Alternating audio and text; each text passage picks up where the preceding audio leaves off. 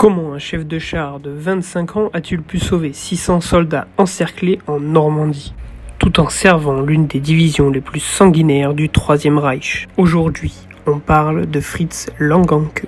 Né en 1919, Langanke s'engage dès ses 18 ans dans la Waffen-SS. Fanatisé par le régime, il combat en Pologne, dans les Balkans, puis s'enfonce dans le carnage du front de l'Est. Promu officier, il prend le commandement d'un peloton redoutable de chars Panther au sein de la 2e division SS Das Reich.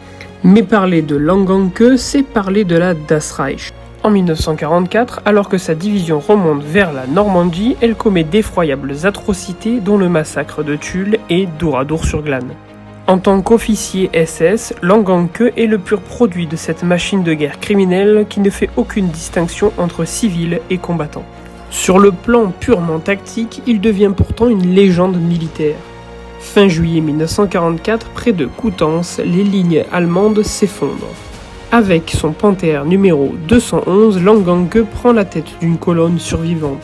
À 1 contre 1, dans le bocage, il détruit plusieurs blindés américains en embuscade et réussit l'impensable, exfiltrer plus de 600 soldats encerclés à travers les lignes alliées. Cet exploit lui vaut la croix de chevalier de la Croix de Fer.